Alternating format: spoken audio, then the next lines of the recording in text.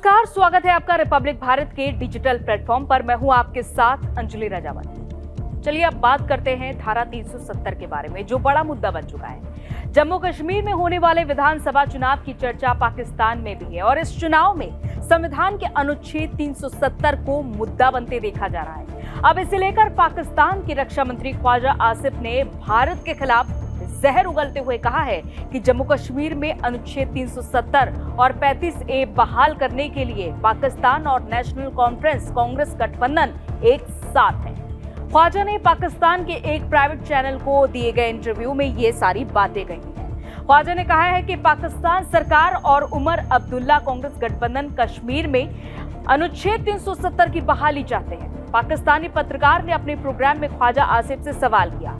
शेख अब्दुल्ला और नेहरू ने 370 और 35 से तय किया था।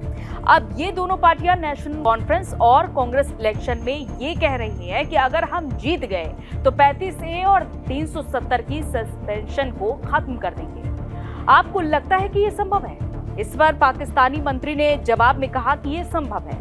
कांग्रेस और नेशनल कॉन्फ्रेंस दोनों की ही महत्वपूर्ण मौजूदगी है और बहुत चांस है कि वो पावर में आए।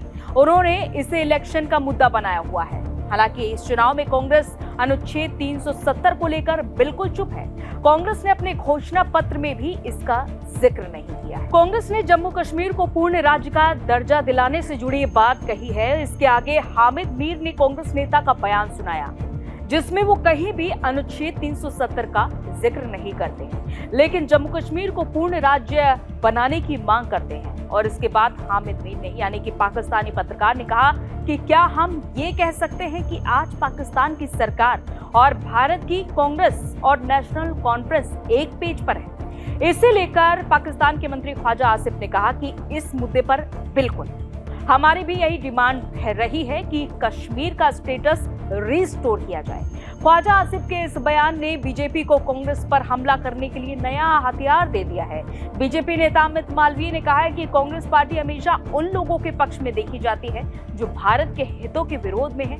और उन्होंने ये भी कहा कि पाकिस्तान एक आतंकवादी देश कश्मीर पर कांग्रेस और नेशनल कॉन्फ्रेंस के रुख का समर्थन करता है। और ऐसा कैसे है कि पन्नू से लेकर पाकिस्तान तक राहुल गांधी और उनकी कांग्रेस हमेशा उन लोगों के पक्ष में देखी जाती है जो भारत के हितों के विरोधी हैं। तो आपको ये खबर कैसी लगी? अपनी राय जरूर दीजिएगा कमेंट सेक्शन में जाकर। और इसी तरह की तमाम खबरों के लिए जुड़े रहिए रिपब्लिक भारत के डिजिटल प्लेटफॉर्म पे और लाइक कीजिए, सब्सक्राइब कीजिए, शेयर कीजिए।